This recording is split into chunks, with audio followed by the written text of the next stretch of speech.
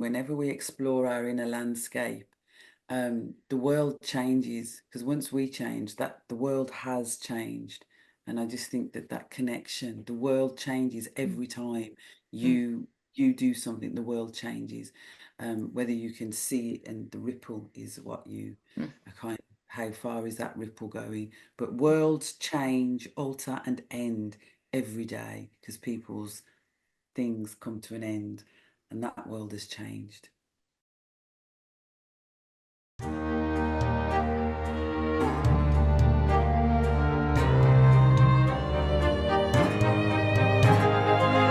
Welcome to the Beautyseed.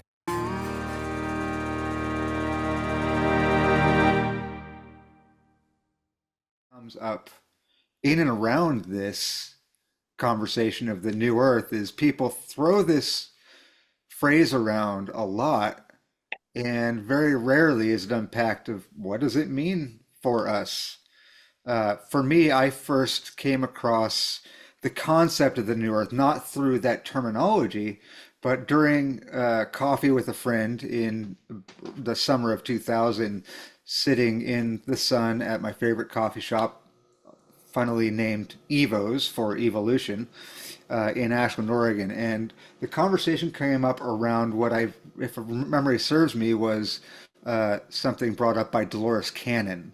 And it had to do with her concept and integrating some other people's concepts, that she felt like there was a bifurcation coming to humanity and to the planet, specifically in an actual and real sense, that there was this physical and emotional, spiritual bifurcation coming, that literally some people would be going off in this trajectory of the same thing and into deeper, uh, less integration, and that others would be stepping into literally a new planet that would be on this higher vibratory path of integration of a spirit level. And through that conversation, we got into what does that mean? And maybe we can get into some of that on a fundamental level of what this is. And then it was later in 2002 that the book The New Earth came out from Eckhart Tolle.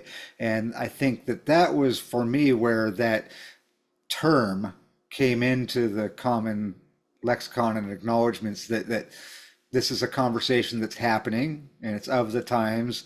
And the I think somewhere along the way, the momentum of the expression got into the common lexicon, and it lost, in some sense, relationship to its sense of real meaning for us in our lives.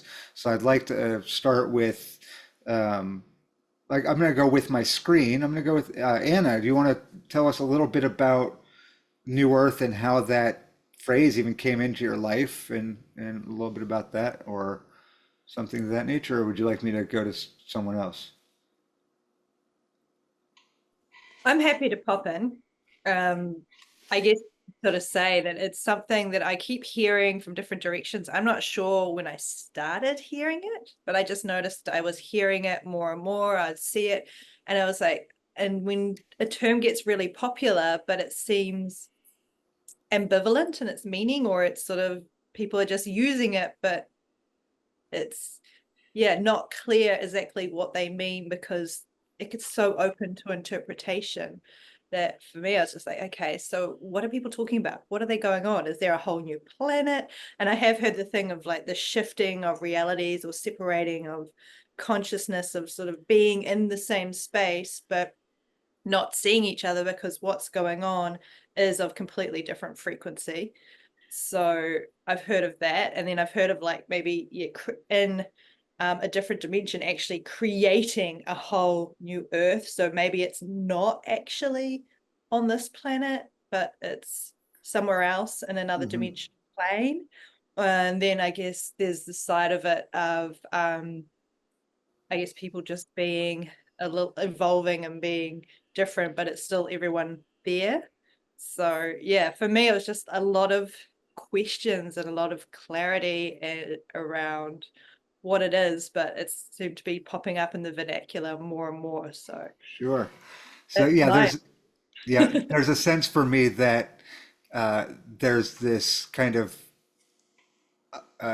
carrier term that came into the lexicon in a similar path, and that was this concept of quantum realities and all of these overlays of parallel universes that come off of different choice points, and they're all running at the same time in this very convoluted sensibility about the nature and the substrate of our reality came into the field in this discovery process of what do these mean to have these conceptualized aspects that may or may not bear fruit in the substrate of actual reality as we experience it, but what do they mean for our trajectory? And so, yeah, interesting that those things came about in a similar time frame.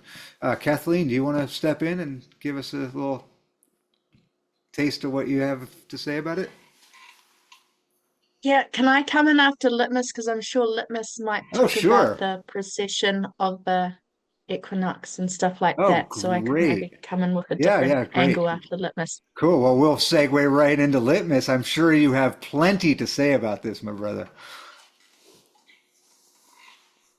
What, me, a Gemini with plenty to say? No, surely not. We're well aspected. I missed your very start. I didn't get sound. I missed the very start of your intro there, Abram. But I heard you talking about Eckhart Tolle's book, which I think you Yes. said you were reading as sort of prep. Yeah. Yes. Okay. Yeah. So were you kind of asking people when they first heard of the term or that kind of thing? Yeah, it was kind of actually from your reaching out to me with All those right. questions. So run with it. Okay.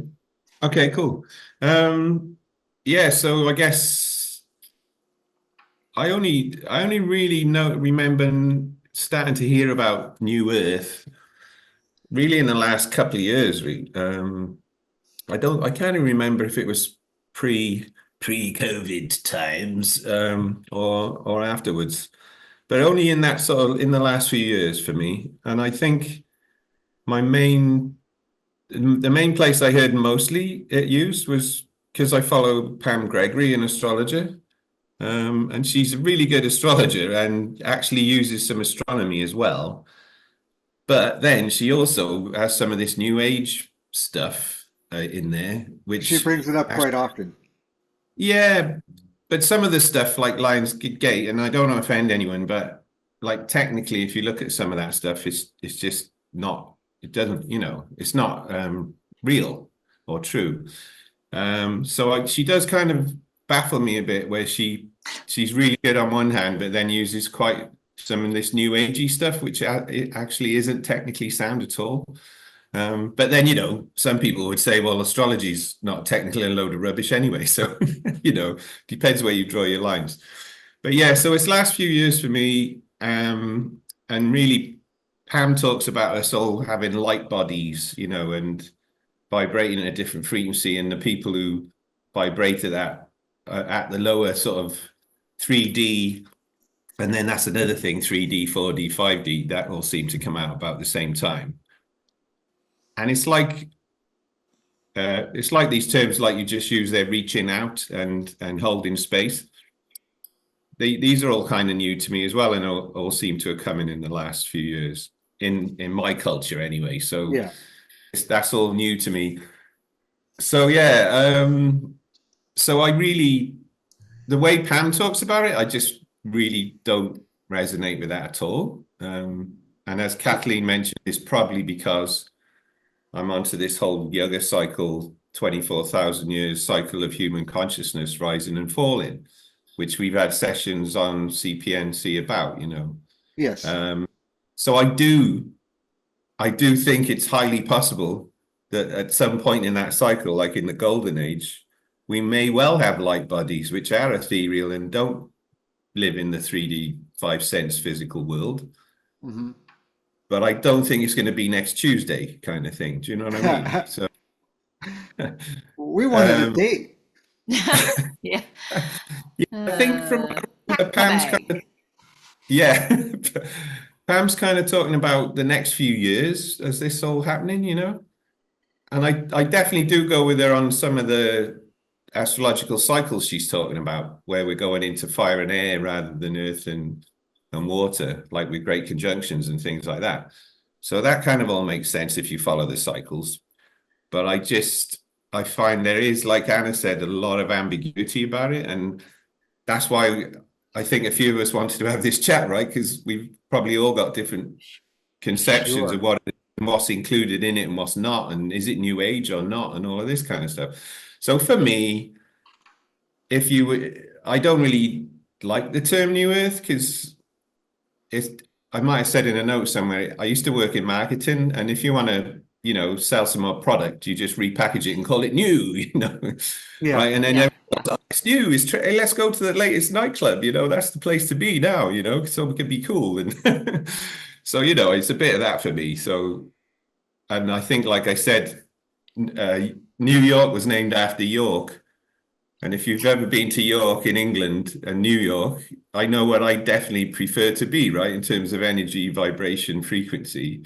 And it wouldn't be New York, So you can keep the kind of new thing for me. And I'm quite happy with some of the old stuff, that works pretty well. So, Yeah. yeah, for me, it would just be, I think I would go with what Rabito said on a thing he shared, where it's just about us all just living in love, and hence all this stuff behind me here.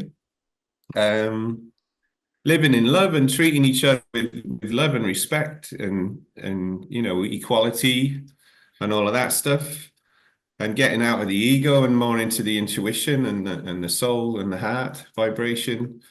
Yeah, Cool. and yeah, and there may well, I do feel there is a raising vibration, and I feel I'm part of that, but I feel it's a much longer, slower process over many, many thousands of years. We'll get into And the nuts and bolts of that in a minute. okay, To paraphrase what I hear and what you're illustrating is an opportunity to untangle and kind of parse and create some space within the differential between the map and the actual territory that we're exploring. And it seems like in that phrase, the North, there's a lot of map without a lot of territory. Does that sound yeah, that's one reasonably way. accurate? That's Cool. one way of putting it. Yeah, yeah, Yeah. yeah. Cool. If Or if there is Kathleen's any ready. territory, it's very swampy. Well, I let's wouldn't not want get to in the muck build. and give somebody else an opportunity to Yeah, jump in sure, here sure, for a sure, minute. sure, We'll certainly hear more from you, I'm sure. sure, So, man. Thank you. if you're ready, Kathleen, great. If not, we can move on to Lee. If I hope No, I'm I'm pronouncing your name ready. properly. Here in Aotearoa, New Zealand, we have this supermarket called New World. And as a kid, we used to joke, where are you going to go when the earth is ending? Well, you go to New World. But I must be in a different dimension because I have not heard the term New Earth. For me, I've heard of, the 5D, and I guess my awakening to New Earth would be through the philosophy of the Gene Keys, and what's Richard termed the Rudd. dragonfly's dream. And so for me, New Earth, I don't even want to use that term really. For me, our evolutionary process is like the dragonfly nymph who stays under the water, mind its own business, and then through a genetic mutation, climbs up a stalk into the sunlight and transforms into this dragonfly. And so the metaphor of the dragonfly's dream is the mutation that humanity goes through, as we've been through many root races. But in this time, astrologically, with Pluto going into Aquarius, it's this opportunity for humanity to do this individualization process of our own work, our own mahi, in order for the humanitarian evolution. And I believe through this in the gene keys, the 55th gene key is victim to freedom. And so I believe our way to evolve to the next level of consciousness is through coming outside of that drama triangle on an individual level. So we're not the victim, we're not the perpetrator, we're not the rescuer, and we each do our individualization or healing. And then this is how we evolve to the next dimension, which I believe is already here. It's just our interpretation, our reality of how we perceive it. Attunement. So we don't need to heal Mother Earth. She can heal ourselves. We're just a microbiome that is sorting ourselves out. And so at the moment, we're a little bit, we've got some candida overgrowth, but let's be our own probiotics. That's my interpretation. Yeah, cool. So through attenuating our energy, we can pleomorphically, if you will, to use the microbiome. Pleomorphism is where we have expression of these energies as related to the microbiome. They actually change and morph and propagate to greater or lesser degree in our body to move through what we need for our evolutionary process and health. And so there is a sense in this process, from what I'm hearing from you, that we are stepping into allowing a space within us to take on more and fuller responsibility for our engagement with the world and for the evolution of something that's happening anyway. And an allowance is being created within that space. Very cool. So, is it Lee? Did I get the pronunciation properly? It's actually Lay, but I answered it just Lay. about Okay. anything. I stand corrected, and wonderful. I'm glad I get to make your acquaintance here on this conversation. Looks like some of these others have had more interaction with you than I, and pleased to have you here. Let's jump in. And I'm really pleased to finally see and meet you too. I've seen Excellent. you on on the posts and such, and now I'm really pleased to see and meet you. And my wife Mara, who I have not introduced, has graced us with her presence and perhaps will interject at times her own concept of these things. So please continue. Thank you, Mara. So what I see is it's not that so much that we're going to make a new planet, but that we are going to be a new way of living on this planet that's going to be more suitable for all forms of life. But that's also going to mean a lot of what everybody else has said. There will be a respect. We are all going to take back our power from all of the structures that we now have been told for so long to give it to. And we are the ones who are going to, I rule me, you rule you. Everybody takes their own power back. I don't ask you to give your power to me because you are a sovereign individual. The same goes the other way. You don't ask me to do that.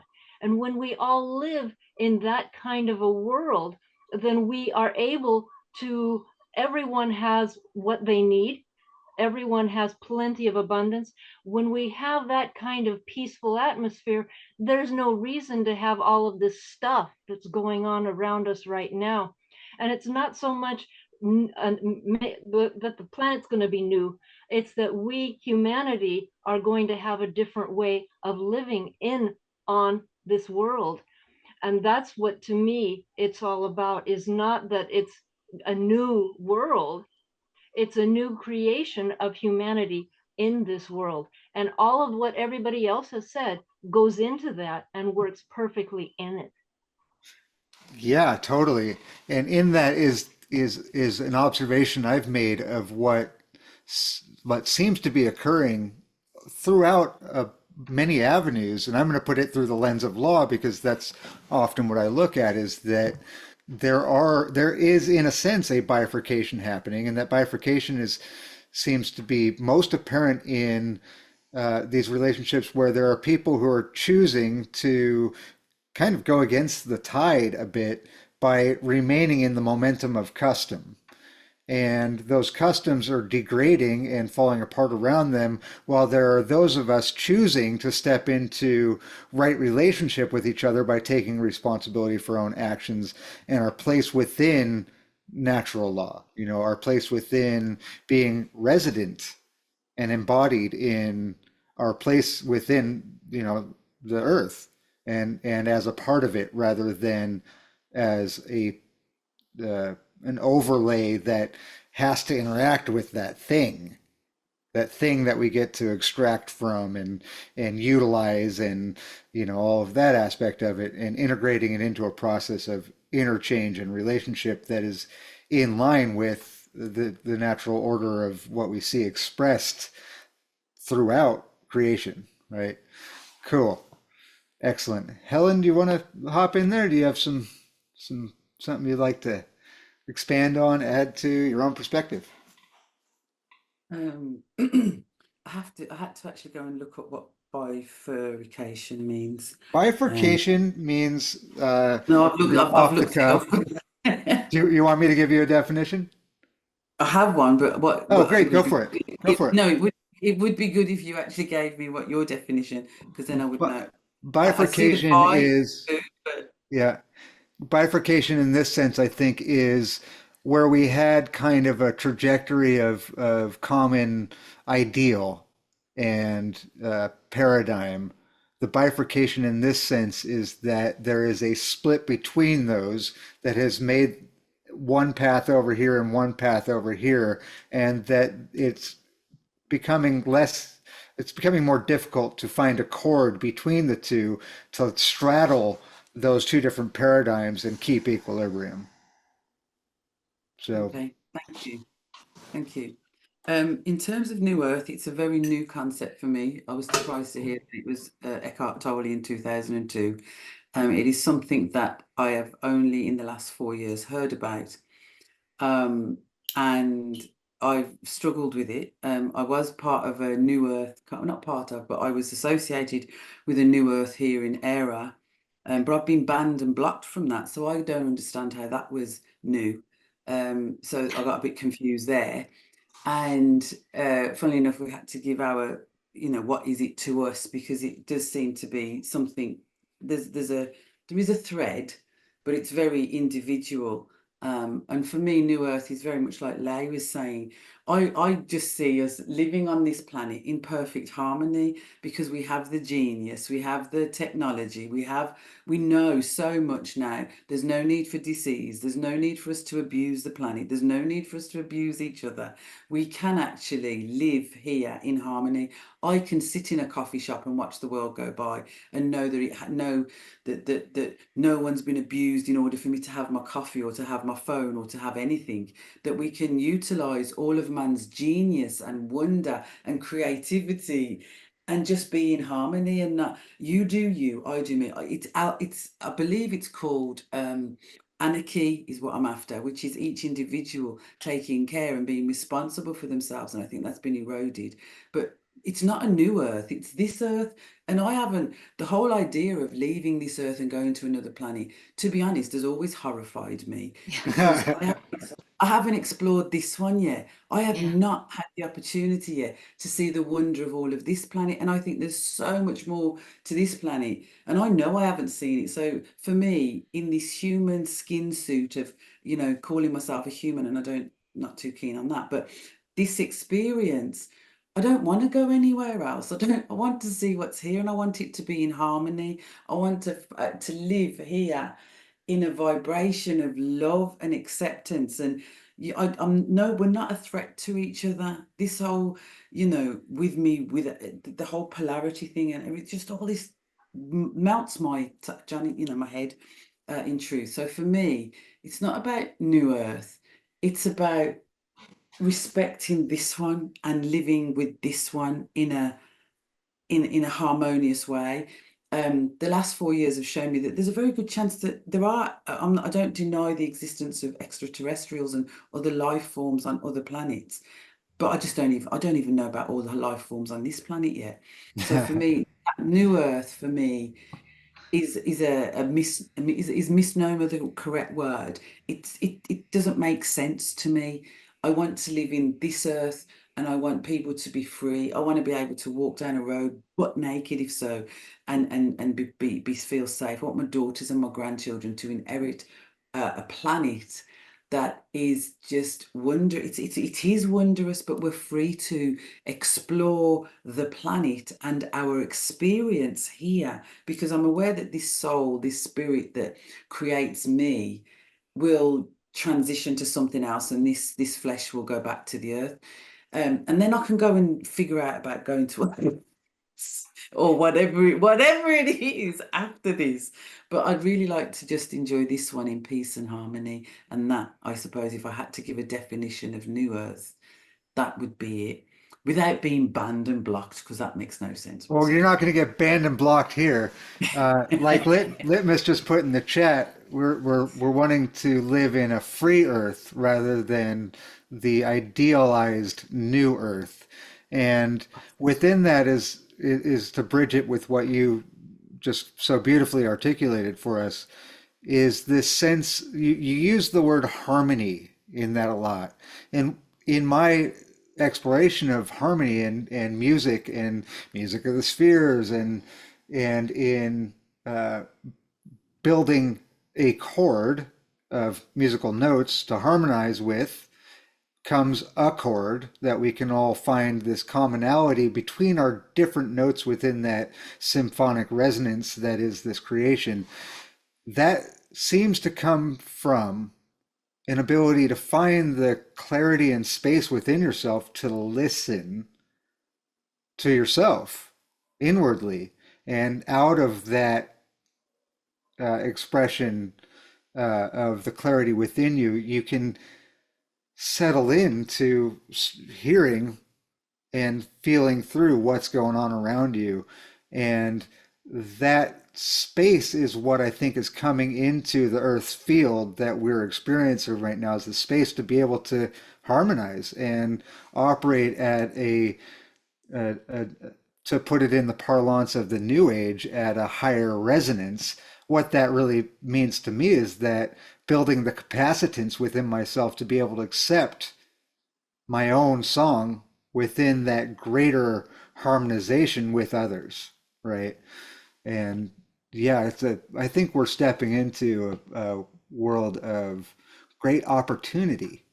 And I'm going to take this opportunity to open it up to Mara if she has anything that she'd like to expand on in your concept of this topic. Yeah, my sense is that in expanding on what you all have said, is that when we look behind us at those who came before us, where there's always examples of individuals and groups of people who, for one reason or another, have been oppressed or suppressed from exploring and sharing that vision of harmony and sovereignty, and that over time people have learned to suppress and edit this wisdom out because it is so unpopular with, how shall I say, power structures to control or make homogenous the means of control. And it is only now that we have this means of, here we are looking at each other across the globe. I'm not astrally projecting myself because I don't know how to your space to have the conversation. So in physical reality, with my eyes and my ears and my being, I can see and talk to you guys for the first time that I'm aware of on this earth. So we're regenerating through those like physical senses, the powers that we've always had to be with, in resonance. And I'm losing the thread, but that this time is magical, because those that need a reference point for their physical senses are going to receive it, where those of us who are here right now, we may not need that because we all feel it within ourselves. We're like, what's new earth? This is regenerating a vision we've already had that's already here. And so now it can be more widely shared, and that critical mass of ascension could be achieved and that's what I'm sensing. Ascension in the sense of stepping more fully into our embodied experience of this, or ascension in the sense of like a spiritual relationship with moving past this incarnation, which I think all the ways in which that is spiritual, actually being totally in resonance with the earth terrestrial plane that we are also on, that is the expression of the divine. Mm-hmm. Any of you have something you want to pop in here and share in relationship to that? Probably all of you. Litmus, go for it. Yeah, this is great stuff, eh? Because there was a few things came to mind when you were all talking there. So I love what Helen and you guys are following up on about harmony and accord. Because I think accord is a great word, to use these days when thinking of word magic and all that we talked about on a previous session. Yeah, and it reminded me of that song so Never Mind New Earth. It was the Seeds, right? Anyone remember that? I'd like to teach the world to sing. Oh, yeah. Oh, right. Yeah. To teach the world to sing in perfect harmony. Yeah. So grow apple trees and honeybees, yeah, and snow white turtle doves and all that stuff. But yeah, I'll get my guitar in a minute. But yeah, so that came to mind, and I think it's about being in harmony, isn't it? But at first, it's about being in harmony with yourself, and like Kath said, doing the inner work. And as she's a Kiwi, that reminded me of a great song by I think a fellow Kiwi of hers called Greg Johnson. Which was featured in a show called Outrageous Fortune, which is one of my all-time favorite shows. And it's called Save Yourself, right? And it's one of my favorite songs at the moment because the lyric basically says, first you save yourself and then you save the world. And to me, what that means is, like you guys were saying, if we all live in natural law, as much as we can and take responsibility, because we can't have freedom without responsibility. When we do our own inner work and shadow work and the dark night of the soul and going through Hades and the underworld, all that stuff, which we're all doing, and save ourselves, it's not that then we have to go and then save the world because we've saved ourselves. It's just that if we all save ourselves, that's it. The world is saved, So if first we save ourselves and then we just save the world without doing anything else, So that's how it is for me. And that's what I see a lot of people in the groups I interact with now actually doing, And it's much easier to talk about all of this stuff and compare notes on it and talk about, different therapies and common experiences and hypnotherapy and all these other things which you can do to help you do the inner work. So I wanted to raise that. If there is any new earth thing, I would definitely see saving yourself being the first part of it, stepping into it, There is a momentum and a sense to that where in sympathetic resonance, we all as a collective undulate our trajectories. And when we raise our own vibratory awareness of what's going on in ourselves through sympathetic resonance, we do actually and measurably affect those around us. Yeah, sure. And like Kath said on that point, when we think, we're leaving, we're coming towards we're into the last third, if you like, of the age of Pisces and Virgo, and we're moving towards the age of Aquarius and Leo, right? So it's Aquarius is all, if you know anything about that, and the 11th house is and Uranus, it's all about expressing your individual creativity in networks in social groups, right? So it's being an individual, but being an individual in a collective. So I call it collective individualism or individual collectivism, and you don't have to have one without the other, you can actually combine them. And I think that's what the age of Aquarius is about. We're not there yet, but we're heading towards it. So it's a good time. This is the dawning of? The dawning of, yeah. I mean, it's still 600 years till we're actually in the age of Aquarius, but it's kind of the light starting to come over the horizon a bit, sort of thing. All right. So before that comes about, let's let Helen. Helen, you had your hand raised. Did you want to hop in?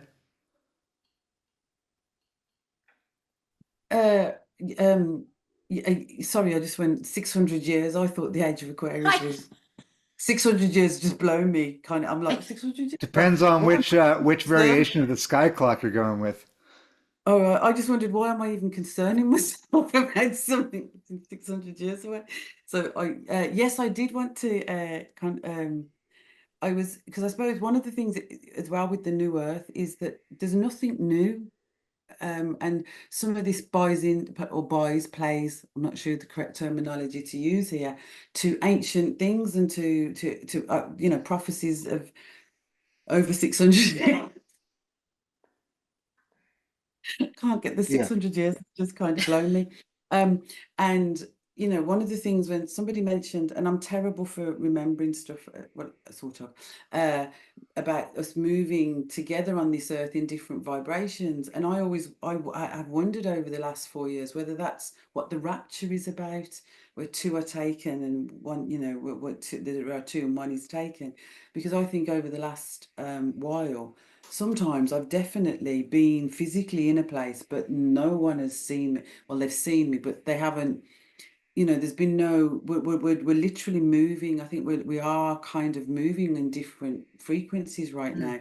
So yeah, but the 600-year thing now has just knocked all that on the head. So really, there's nothing concerned about because it's so far. So that is in a sense that overlay of the map and the territory. The territory being your experience of what you find yourself in every day, and the map being this relationship we have often obfuscated with the calendar overlay of what is commonly accepted for for planning. And we can plan for eventualities, and we can plan for these things that we've named in a sense that gives it some context setting and a parameter to view it through, like the new Earth. And the actuality of it is that we have models to explore what it means to us. How accurate those models are is to greater or lesser degree, depending on your level of discernment that you have gone through to really dig into where we're at and where you're at, where I'm at. And through that lens, the experiential being a foundation of modern and alchemical and whatnot, of those scientific processes of self-discovery, we rely very much on our experiential knowledge as we move through. So I'd love to hear more about what do you have to say about it, Kathleen? What we've just been talking about, or where? I just want to say I wasn't the one who mentioned calendars. Okay, just for the record, it wasn't me. I brought that up. It's a very important aspect of it. That I've got 5 witnesses here, Abram. It was you, not me, that mentioned calendars. Okay? As one of the forefront vanguard of stepping into sovereign mindset and taking responsibility fully and completely for how it is that I step forward in the world, I brought up the sky clock. I brought up the calendar, and we can dig into that at some other point. Kathleen, hop on in. Let's hear what you have to say.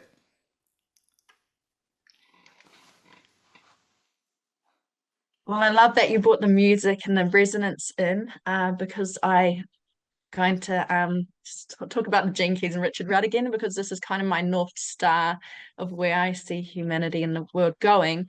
But it's closer than 600 years, Helen, but we have another significant date coming up in 2027. So Richard Rudd speaks about there's been significant vibrational markers on our journey. So 1987 was the harmonic convergence, 2012 the melodic resonance, and 2027 the rhythmic symphony. And so these three phases of harmony, melody, and rhythm form the imprinting field for the complete restructuring of a vibrational life on our planet. And so, yeah, just talking about resonance, and if you tune a guitar and you pluck a string on a guitar and there's one nearby that is tuned exactly the same, then that guitar will start vibrating as well. And so we're our own instruments. So let's finally tune our own instruments, and then we create the symphony. And there may be people on an evolutionary journey who are not on the same frequency that we're on right now, but that doesn't mean they're going to be left behind. It's like that 100th monkey, we just finally tune our own instruments, and then the world naturally just evolves, and it's going to anyway. It's part of the astronomical, the calendars, everything. It's just naturally going to happen, whether some people like it or not. So yeah, and I get that litness, that non-term. I was just speaking to Helen about the age of 600 years. There's going to be different vibrations. Yeah. So yeah, and in that is, so what we're moving through right here is a tuning process, in that tension is the vibratory principle that allows for a string to resonate, right? And through moving through these tense oppositions, we are allowed the opportunity to look at where we're detuned, and we can add a little bit more tension to sharpen our note.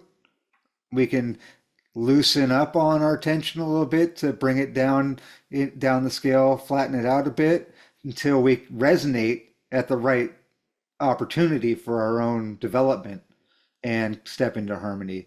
And so yeah, super accurate. Mara? Yeah, the Helen, I'm the 600 years time mention really kind of tweaked with me as well. And I thought about a couple things originally when I started talking, and I mentioned regenerative about the earth, the particular group of people that seem to be tuned in very specifically to that are the biodynamic gardening communities. And they, there's this looking at, well, what does the earth want to tell us? What is she telling us to do with her and how to interact with her?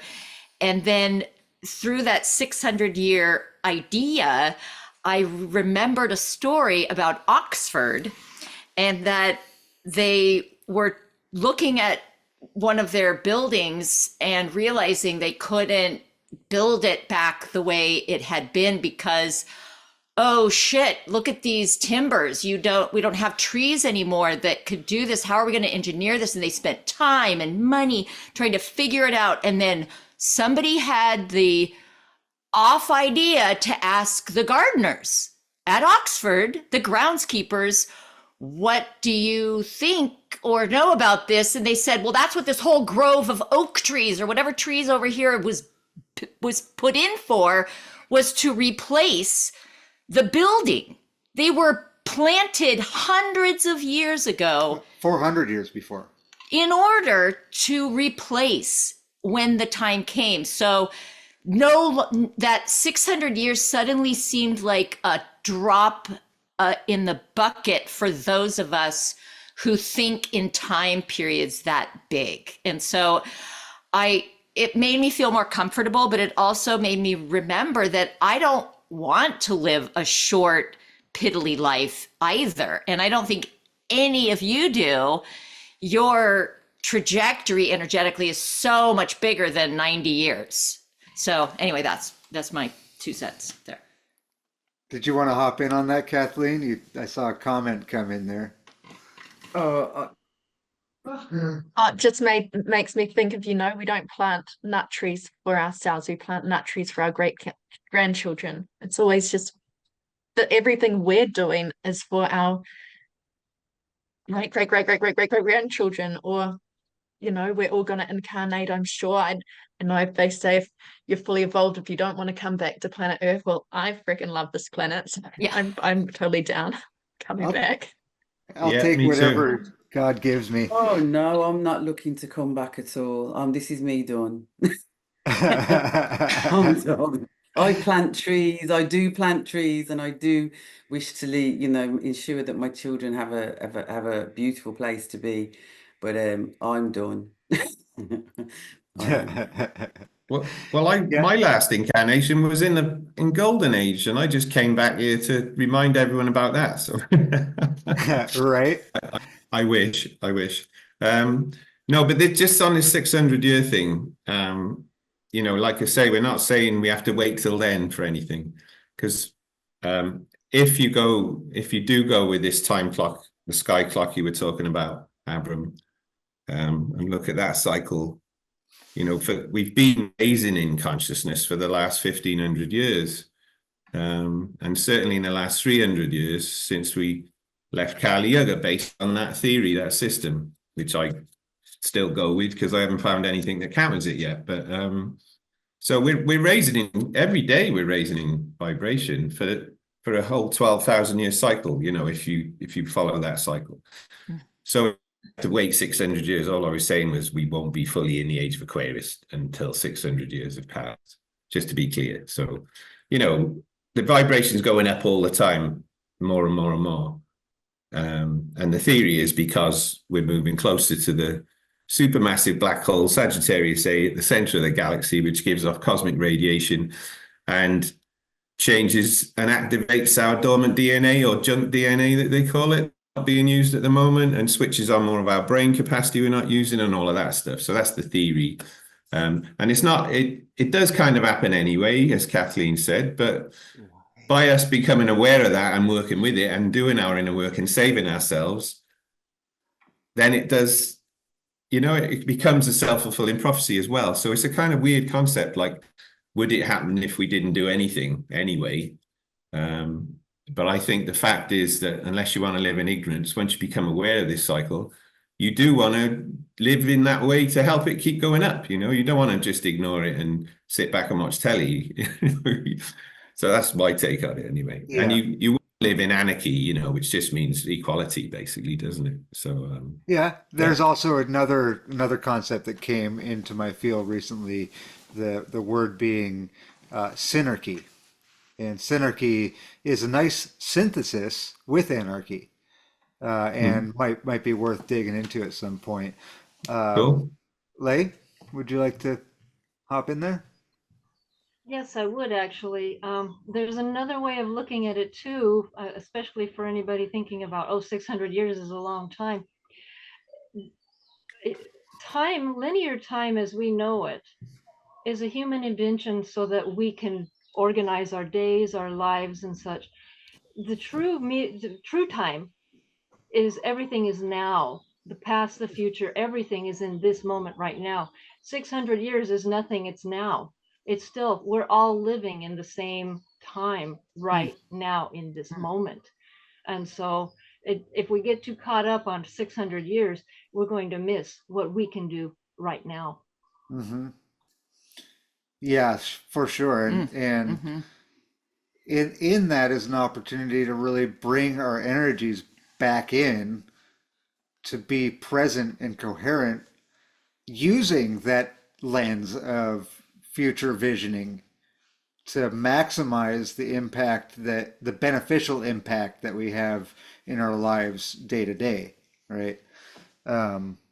Yeah, it's a powerful place to reside and foster in ourselves, is that right relationship with the perspective. I mean, we all should have our perspectives through, like what Gurdjieff explained as the Gurdjieff's jewel. We all have these faceted perspectives on things, and to polish that viewport so to speak, so that we have a clarity within our sight, so that when somebody else comes with a different facet of that, we can put those together and generate more clarity than we would individually within our day-to-day lives and how we interact with each other, how we interact with the space that we happen to find ourselves in. Yeah, amazing. Mara, did you have something you wanted to I pop in there did. with? There's, in all this beautiful sharing, this feeling that how great it is that I'm getting so much energy and adrenaline and joy out of it. So thank you all. And I found something at an estate sale that is a manifestation of this idea of practical nature and time. This is a pitchfork. It is a pitchfork that was espaliered. So it took a while for the pitchfork to grow, but grow it did with the help of friendly people and this plant. And my joy at finding it at an estate sale as it was and knowing what it was, that this is such a great idea of what we want to be achieving in our own lives along the journey of now. And these have been made in France since the Middle Ages. So this isn't that old, but that these ideas have been going on for a long time. Anyway, yes, And that was like my share. as a simple symbol of that patient relationship with the surrounding you find yourself in presently and day to day, opens up opportunities to have an ongoing conversation with nature, in that somebody had this conversation with nature and said, I have this Scrabble land that other people view as, however they do, unvaluable or undesirable. And through listening and building a relationship with where we reside upon the earth, we have these opportunities to look at this Scrabble of earth and the little stick trees that grow up out of it, and start to shape, literally, a relationship with the plants and animals and each other, to generate useful tools of engaging human action in ways that feed us all, both spiritually, emotionally, and physically, and wonderfully embodied in the pitchfork there. Yeah, it's cool. So Litmus, did you or anyone want to hop in there? I always want to hop in, so well, so keep it going. Keep the ball. sorry, but I don't want to hog it. Like, if anyone else wants to say something, but I think like you, man, I get a real buzz out of this kind of stuff. It's better than drugs, So yeah, I get like a big kid and like, oh, me, So Gemini. that's all it. Gemini, yeah, it's a Gemini thing, I guess. So guilty, my lord. 4 planets in Gemini. 3 for me. Okay, cool. Aha, beat you. So anyway, yeah, I love what you're saying about nature, and for me, I don't go with the whole New Earth thing, but if you wanted to live in the sort of world that they're saying the New Earth would be, as whatever this brand is, it does mean really seeing and feeling yourself and perceiving yourself as part of nature, not separate, and that's nothing new. But I've just come back from a thing called Gathering the Tribes in Portugal here, which was a 5-day gathering in a beautiful nature setting, and we had a wonderful time and lots of love vibes and everything, and we were talking about just becoming love. So living in love and love, not giving and receiving love, but being love, and those kind of things. And since we all came back, we've got a retro a retrospective kind of group going like, well, what worked for this gathering, what didn't, you know, because it's a regenerative gathering, and there were about 500 or 600 people there, all staying in little camps, you know, with different themes, about 21 camps. So it was a kind of a nice little experiment. It's like living in an experiment of what might a nature-based look like, you know, and how would they interact with each other and all that kind of thing. And so we've got into a bit of a philosophical debate on the retrospective about things like anarchy and what does it mean, and everyone having different perspectives, you know, and then you go back to the etymology and look what it actually means, and it just means no rulers. But we, you know, one of the guys was saying the trouble with anarchy is it's never worked, and he gave this big historical list of about 10 different cases in history where anarchy's been tried and it's failed, basically because the state fucking squashed it, you know. That's why it failed, not because it wasn't any good. Because the powers that be might be successful. But he was talking all the way through about, I think he said, whatever we might like to think idealistically about living in an anarchistic society, there is no example of anarchy happening in nature. He said, you know, because it's all about hierarchy and blah, blah, blah. And I said, well, no, because we're part of nature. And small groups of us already live in anarchy. Mm-hmm. So there is examples of nature living in anarchy in nature, because we are part of nature. I said, all of what you're saying only exists in reality if you see yourself separate to nature. Look at nature and say there's no anarchy in nature. But if we see ourselves as part of nature, of course there is. So for me, that's a big part of whatever this new is, just seeing ourselves holistically as part of everything, not as separate to it, you know. So that's just the point I wanted to make. Yeah. Yeah. So Kathleen, do you want to hop in? Yes, I have to jump off to go get the kids ready for school. It's been amazing, but yeah, just to my voice in one last time is, yeah, going from what Litmus said, well, love as well, learning that love is not separate or outside of us, love is within. So the sooner everybody knows that it's love, we are love, we don't have to go searching externally. And yeah, just when Litmus mentioned the junk DNA, just know that's that under new earth unraveling is the activation of our 12-strand DNA, which has been lying dormant. But how do we uncode it? Through ancient technology that's gifted to us from the future, from our own from all these, you know, we are on an individualized path, but coming together in community and receiving new codes from others and then going forth and rippling out into community. But yeah, learning the ancient modalities, all of these things can help activate our 12-strand DNA, and collectively we all evolve. So thank you. This is a beautiful roundtable. Yeah, It's a thanks pleasure for to be here joining with us, you all. Kathleen. We love you having your presence here with us in this. And what you just said, I'm going to segue into that. There is a sense I'm going to pick up on the junk DNA thing. There's a sense that the old paradigm wanted to do away with and put in the garbage heap those things that weren't able to be crammed into their models.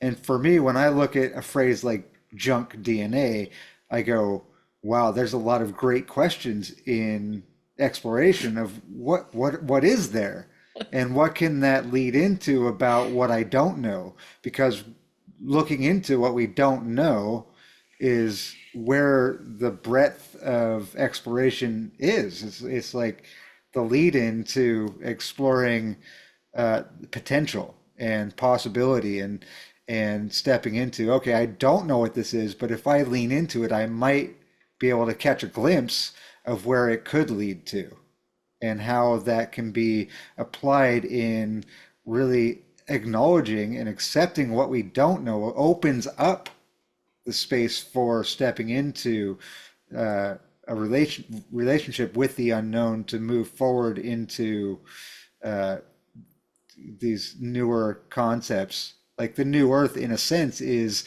a framework to conceptualize a visioning of stepping into those explorative aspects of what we don't know, which is very many things.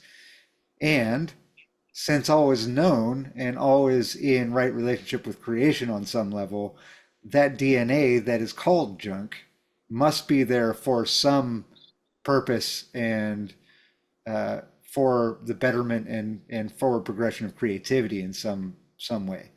So very cool. Yeah. And thanks for joining us. Go for it. Litmus. Love you, Kath. Bye, Kathleen. Have a great day. Bye. Enjoy. Anna, did you want to hop in here? Did you have some reflections to share, some thoughts, comments? Yeah, well, it's interesting because I guess none of us seems to be really a big promoter of using the term New Earth. Well, we can be the counterpoint to all the noise, like the signal to noise ratio. Yeah, well, and it is because I mean the way I've felt, or I guess, has been very much like if you want to change the consciousness, you got to change it in yourself first, which has pretty much been reiterated around the table as well.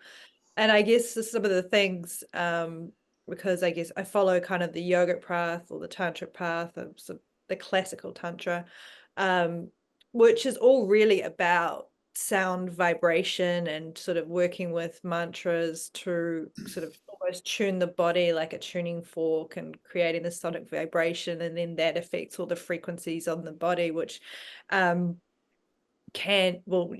be shifting within one's consciousness and moving in this process of awakening and liberation and things like that, which it sounds like with this idea of a golden age, like that happens to everybody.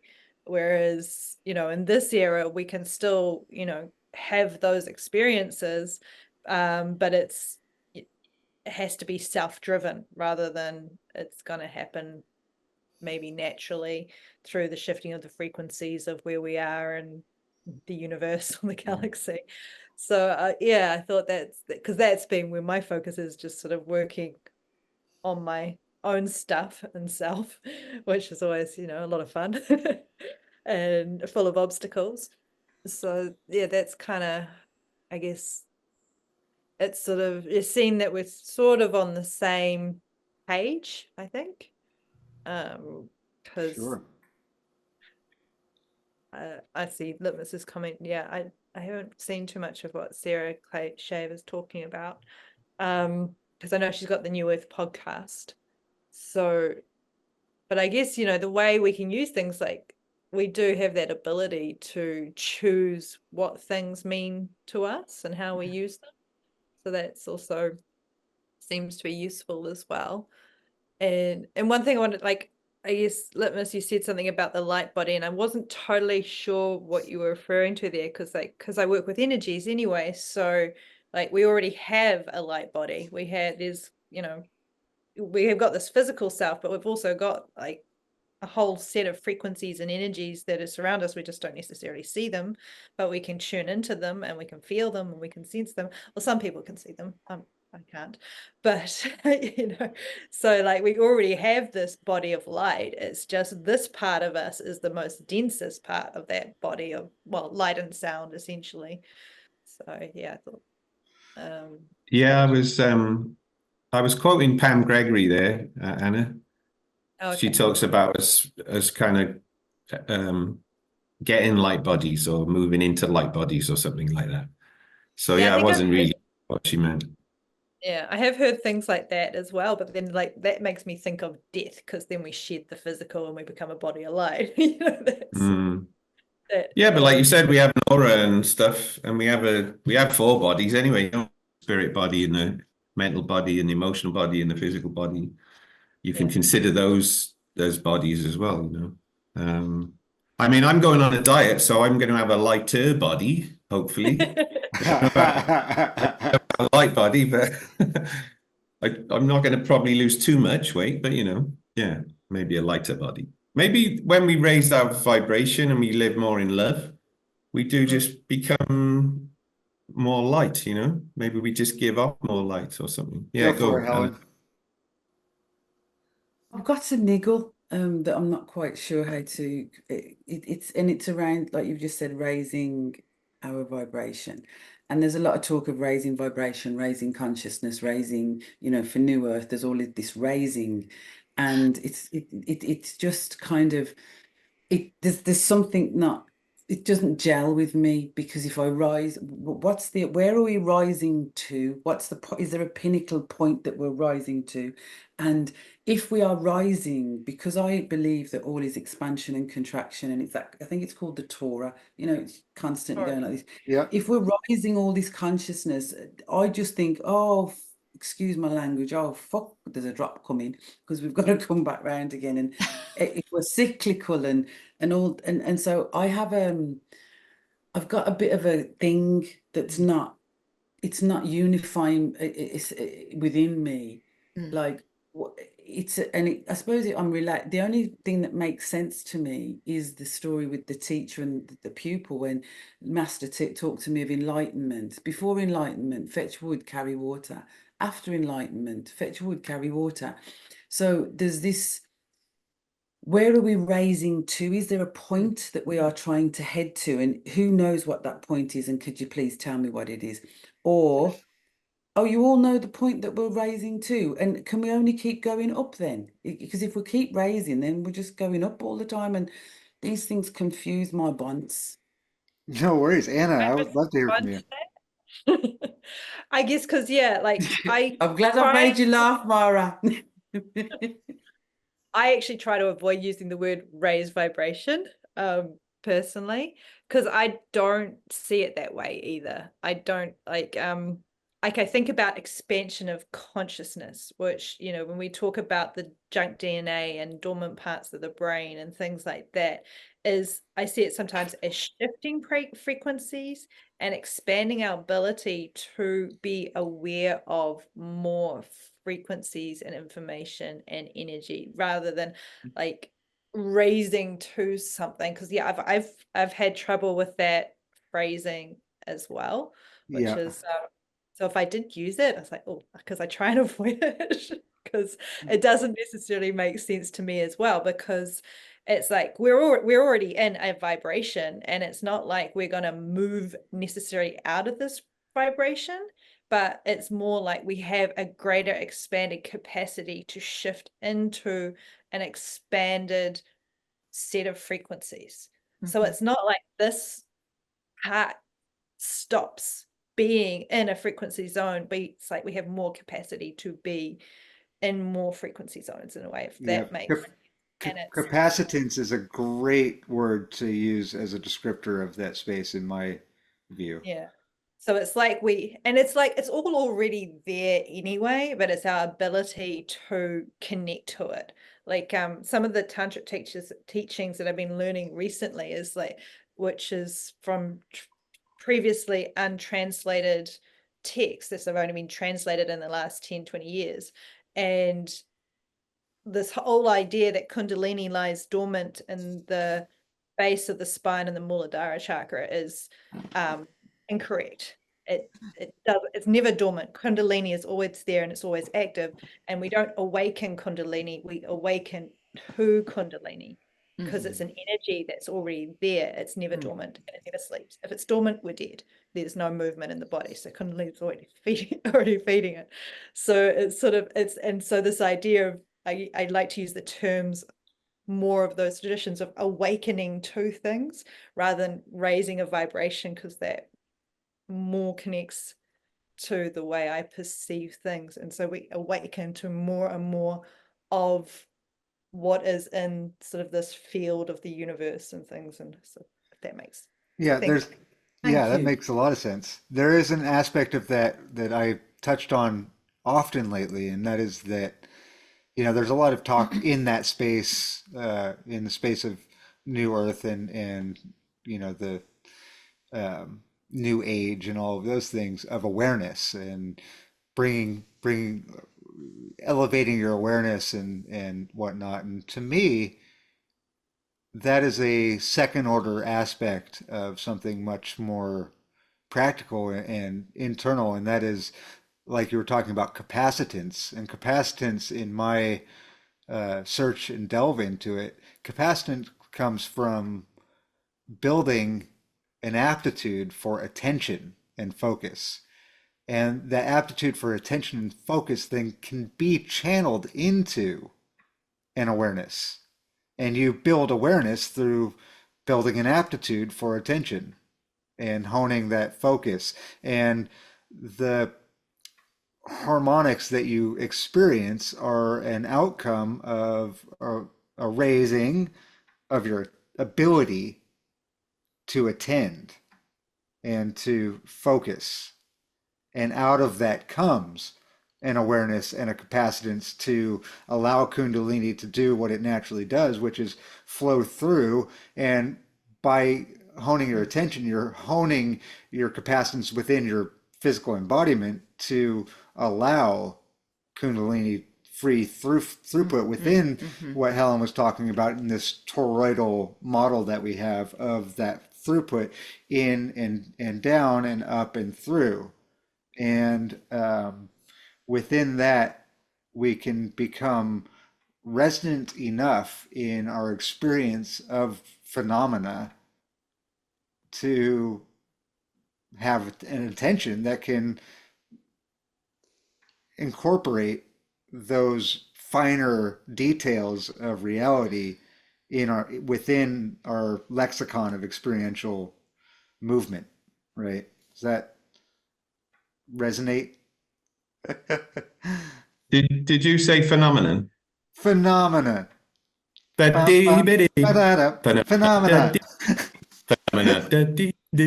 Sorry, I didn't read the song. And yeah, and just to add to what you were saying about all of this stuff, I did want to share with you that I'm promoting through my new company. I'm promoting dried grapes, and I call it Raisin Awareness. So I just wanted to. Oh, nice plug. Nice plug. I'm not on there. Yeah, so I just wanted to get that little gag in there while it was current. But anyway, let's stop there. That's enough.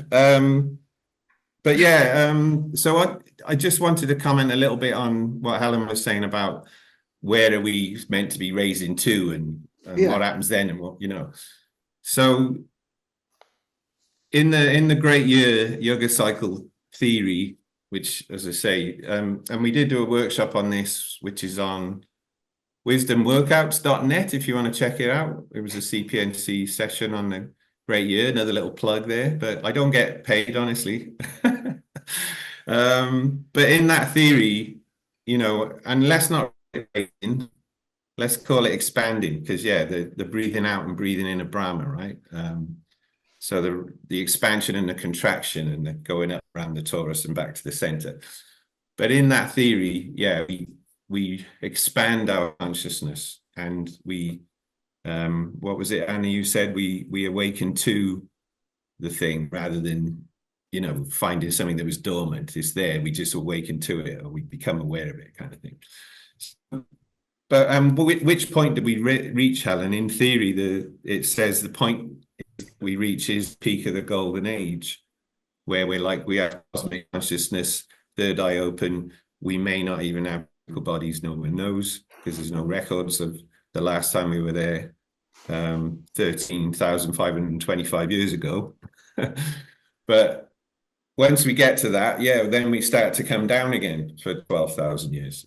So like every cycle, it does go up and down. And from what I can tell from studying how the sun moves around the galaxy and all of that as well, and up and down above the galactic equator, it's possible that each cycle that we go up and down goes up and down as well, if you see what I mean. So we might go up and down as we go up, and then up and down as we come back down again, in an even bigger cycle around the center of the galaxy. But nobody really knows, But the point is, I can definitely feel in my lifetime, and it is speeding up. I can just feel a raising vibration, or whatever you want to call it, or some better frequency, a love vibration, or whatever it is. And that's what I love about it. Whatever you want to call it, you can call it worth or whatever you want. But for me, it's just becoming love, being love. Yeah, compression and expansion, in breath, out breath, condensation and evaporation.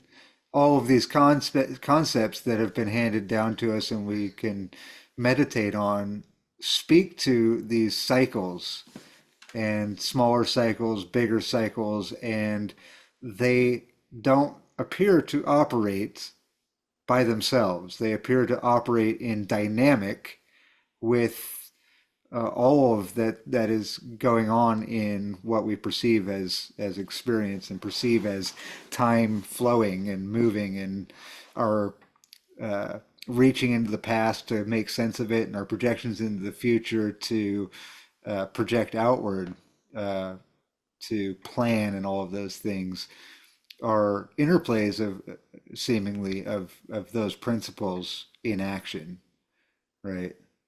And Seems so, that way, yeah, in yeah. cycles. Yeah. And the one thing I have to say again is for sure that the Gregorian calendar is definitely not one of those.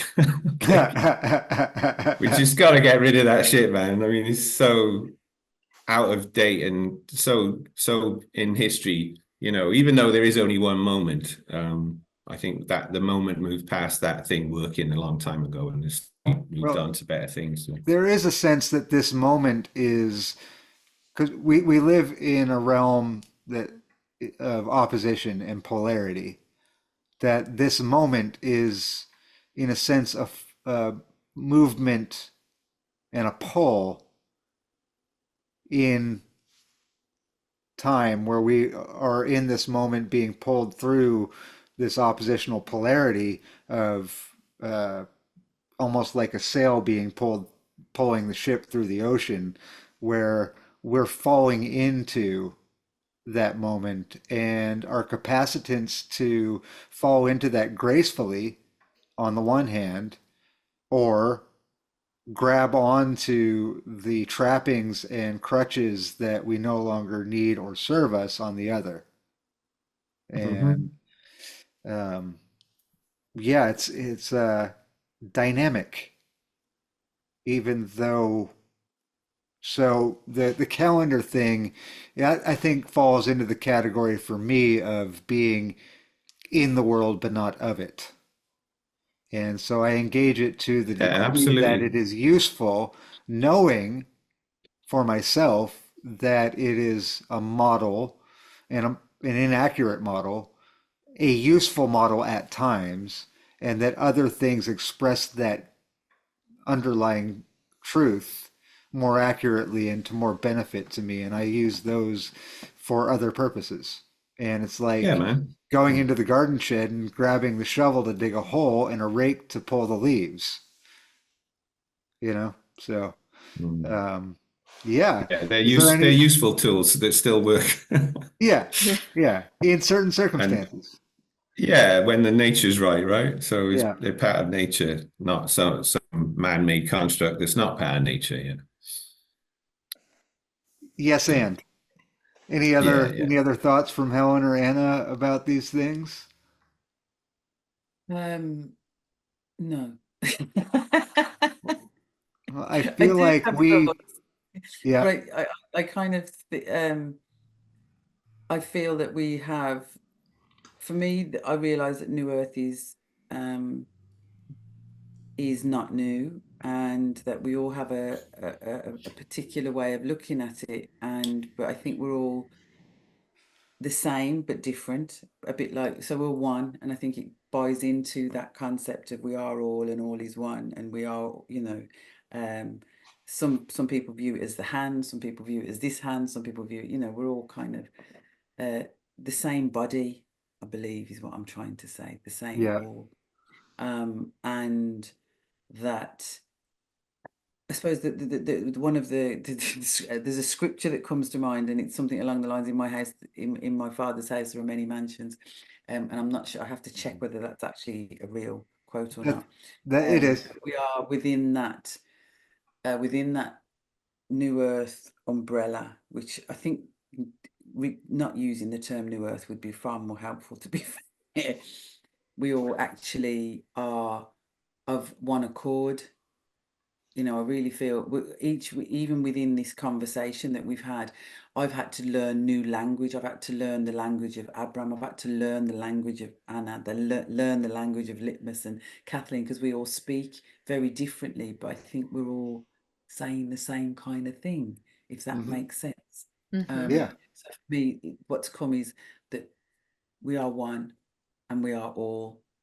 It's kind of cool, because I believe it's all down to a love and vibration and finding harmony, which is lovely. I'm ready to go into my night now. Excellent. Oh yeah, baby. So what strikes me in what you just said is this funny little English thing, because they pop up all over the place. All one is the same spelling as alone.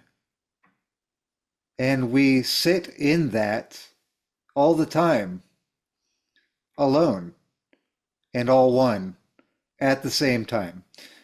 And we attune ourselves, in some sense, to these paradoxes that show up that are true, and build a capacitance to hold that paradox within ourselves and live within that space that allows for the expansion of beyond our concepts of what we think it might be, to experience the actuality of where we are, to look around, to feel around, and be with alone and all one. Yeah, that's cool, except there's only one L in alone, right? 'Cause you Whatever. could, yeah, but look, I can get another gag in here, because you can have one L of a time on being alone, right? So Oh, one that's L of a time being alone. Absolutely. okay. Cool, man. I like it. Alone I love and all it. one. Yeah, Let's leave on a laugh. And Yeah. Anna, sounds good. closing thoughts. I was just going to Floor is throw yours. in, like, I'm in New Zealand. I've never been to Zealand and Denmark, but this is sometimes called the land of New Zealand. Well, I have been to Zealand and it's beautiful, and that reminds me, it is worthy of having a newness to it, but that litness, going back to an earlier comment quickly, New York was originally New Amsterdam, Amsterdam. Yeah, that's which right. is Yeah. probably a better location. Elvis I think that's Costello song that's as a well. I whole think. new that's yeah. a whole new fascination for me. The amount of places that are called something, new this or new that, and you've got Kingstons in Jamaica, you've got Kingstons in the UK, and all of these places that are across the globe. And I suppose it's all part of a heinous colonization, but we do have the same places all over the place, and new ones to boot. Nos da City heddiw. Yeah, here's to the search and seeking of new and better ways of living our lives, and more accurate models to express the journey of comprehension and understanding. One of the things that I really Go for wanted it. to say, when Yes. people were talking about New Earth and New Worlds and things like that, and the world, whenever we, and I presume I know everybody knows this, but whenever we do kind of go within, whenever we explore our inner landscape, the world changes, because once we change, that the world has changed. And I just think that that connection, the world changes every time you do something, the world changes. Whether you can see it, and the ripple is what you are kind of, how far is that ripple going? But worlds change, alter, and end every day, because people's things come to an end, and that world has changed. Just thought I'd throw that in there. Oh, that's beautiful. Like That's a waves nice on the one. beach. Yeah, it's beautiful. Thank you. Yeah, and I am love, and you are love, and we are love. On that Excellent. note, I'm grinning like a Cheshire cat. This is a very difficult space to leave, but I'm not sure that I am going to do that. Blessings. Thanks, everyone. Thank you so Nos much. da, nos da cariad. Enjoy. Good night. Good night. Good night.